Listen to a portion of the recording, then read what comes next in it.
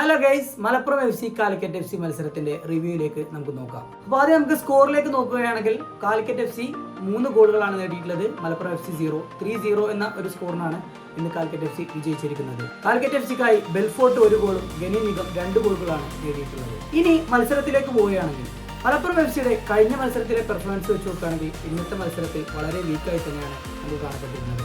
പക്ഷേ നമ്മൾ കാലിക്കറ്റ് എഫ് സിയെ കുറിച്ച് കഴിഞ്ഞ മത്സരങ്ങളിലൊക്കെ നമ്മൾ പറഞ്ഞിരുന്നത് അവരുടെ ഒരു മോശം പ്രകടനം നമ്മൾ കണ്ടിരുന്നതാണ് കഴിഞ്ഞ മത്സരത്തിലൊക്കെ. അതുപോലെ ഒത്തൊരുമ, ആ ഒരു ടീമിന്റെ ഒരു ഒത്തൊരുമയൊക്കെ നമ്മൾ പറഞ്ഞിരുന്നു. പക്ഷേ ഈ ഒരു മത്സരത്തിൽ അവർ നന്നായി തന്നെ കളിച്ചിട്ടുണ്ട് എന്നാണ് നമുക്ക് പറയാൻ കഴിയുന്നത്. മലപ്പുറം എഫ് സിയിലേക്ക് നോക്കുമ്പോൾ ഇന്ന് മാൻസി ഒക്കെ നമ്മൾ വളരെ പ്രതീക്ഷയോടെ കണ്ടിരുന്ന താരമാണ് പെഡ്രോ മാൻസി ഒക്കെ. പക്ഷേ വളരെ നിരാശയോടെയാണ് ആരാധകരൊക്കെ ആ ഒരു മത്സരം നോക്കിക്കണ്ടത്. മാൻസിയൊക്കെ ഒന്നും തിളങ്ങാൻ സാധിച്ചില്ല എന്ന് തന്നെ നമുക്ക് പറയാൻ കഴിയും. അതുപോലെ തന്നെ മലപ്പുറം എഫ് സിയുടെ ഡിഫൻസ് ആണെങ്കിലും ഇന്ന് ഒരു സ്ട്രഗിൾ ആയിട്ട് നമുക്ക് തോന്നുന്നുണ്ട്. ഒരു കോമ്പിനേഷന്റെ ഒരു കുറവ് നമുക്ക് കണ്ടിട്ടുണ്ട്. ബൈക്കിലേക്ക് നോക്കുകയാണെങ്കിൽ ഇന്നത്തെ മലപ്പുറം എഫ് സിയുടെ പല മുന്നേറ്റങ്ങളും നല്ല മുന്നേറ്റങ്ങളും ഒക്കെ കാലിക്കറ്റ് എഫ് സിയുടെ ഡിഫൻസ് അത് കൃത്യമായി തന്നെ അത് ബ്ലോക്ക് ചെയ്തു എന്ന് തന്നെ നമുക്ക് പറയാൻ കഴിയും. കാലിക്കറ്റ് എഫ് സിയിലേക്ക് നോക്കുകയാണെങ്കിൽ നമുക്ക് ഇന്ന് ഒരു പിടി മികച്ച താരങ്ങളാണ് നമുക്കിന്ന് പറയാൻ കഴിയുന്നത്. കഴിഞ്ഞ മത്സരത്തിൽ നിന്നും വ്യത്യസ്തമായി നമുക്ക് കോച്ചിനെ തന്നെയാണ് ഇതിൽ ഏറ്റവും കൂടുതൽ അഭിനന്ദിക്കേണ്ടത്.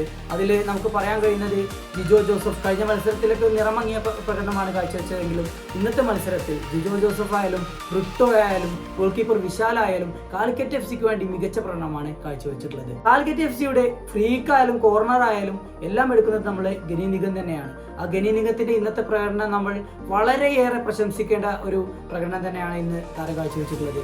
അതിൽ നമുക്ക് പറയാൻ കഴിയുന്നത് ആദ്യത്തെ ഒരു ഗോള് അത് മികച്ചൊരു ഗോളായിരുന്നു. അത് കഴിഞ്ഞ് അവസാന നിമിഷം മിസിലിന് ഏകദേശം 96-ാം മിനിറ്റിലാണ് രണ്ടാമത്തെ ഗോൾ നേടുന്നത്. അതുപോലെ ബെൽഫോർട്ടിന്റെ ഗോൾ തന്നെ മികച്ച ഒരു ഗോളായി തന്നെ നമുക്ക് കണക്കാക്കാവുന്നതാണ്. അപ്പോൾ ഇന്നത്തെ മത്സരത്തിൽ നമുക്ക് പറയാനുള്ളത് കാലിക്കറ്റ് എഫ് സി തന്നെയാണ് മികച്ചു നിന്നത് എന്ന് തന്നെയാണ്. മലപ്പുറം എഫ് സിയുടെ ദിവസമല്ല എന്ന് തന്നെ നമുക്കിന്ന് പറയേണ്ടിയിരിക്കുന്നു.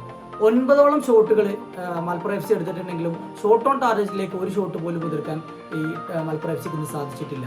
അപ്പോൾ അത് നമുക്കൊരു അവസാന നിമിഷത്തിൽ സെർജിയോ ബർബോസയുടെ വരവാണ് മലപ്പുറം എഫ് സിക്ക് വീണ്ടും ഒരു ചെറിയൊരു എനർജി കൊടുത്തിട്ടുള്ളത്. ബർബോസയുടെ വരവാണ്. അതിനുശേഷമാണ് ടീം ഒന്നുകൂടി ഉണർന്ന് കളിച്ചിട്ടുള്ളത്. പെഡ്രോ മാൻസിയൊക്കെ ഇന്ന് ഒരു ആളെ നമുക്ക് കാണാൻ കഴിഞ്ഞില്ല എന്ന് പറയേണ്ടിയിരിക്കുന്നു. കാലിക്കറ്റ് എഫ് സിയുടെ ഡിഫൻസ് അത് നമുക്ക് ഇന്ന് എടുത്തു പറയേണ്ടിയിരിക്കുന്ന ഒരു കാര്യമാണ് കാലിക്കറ്റ് എഫ് സിയുടെ ഡിഫൻസ്. അപ്പോൾ നമ്മൾ ഇന്നത്തെ മത്സരത്തെ കുറിച്ച് നോക്കുകയാണെങ്കിൽ ഇന്ന് മികച്ചു നിന്നത് കാലിക്കറ്റ് എഫ് സി തന്നെയാണ്. 3 ഗോള് മാത്രമല്ല, അവർ മത്സരത്തിൽ ഉടനീളം മികച്ച പ്രകടനം കാഴ്ചവെച്ചിട്ടുണ്ട്. അപ്പോൾ കാലിക്കറ്റ് എഫ് സിയുടെ അടുത്ത മത്സരത്തിലും മികച്ച പ്രകടനം തന്നെ ടീമിന് കാഴ്ചവെക്കാൻ കഴിയട്ടെ എന്ന് നമ്മൾ ആശംസിക്കണം. അതോടൊപ്പം മലപ്പുറം എഫ് സിയുടെ ഒരു മഞ്ചേരി പയ്യനാട് ഗ്രൗണ്ടിൽ ഇത്രത്തോളം ആരാധകരുടെ മുന്നിലാണ് ഇന്ന് മലപ്പുറം എഫ് സി കളിച്ചിട്ടുള്ളത്. അപ്പോൾ ആ ആരാധകർക്ക് തീർച്ചയായിട്ടും ഇങ്ങനെ ഒരു പെർഫോമൻസ് അല്ല അവർക്ക് ആവശ്യമുള്ളത്. അപ്പോൾ ഒരു നല്ല തിരിച്ചുവരവ് തന്നെ മലപ്പുറം എഫ് സി നടത്തട്ടെ എന്ന് നമുക്ക് ആശംസിക്കാം. ഓക്കെ, അടുത്ത വീഡിയോയുമായി കാണാം. Good bye.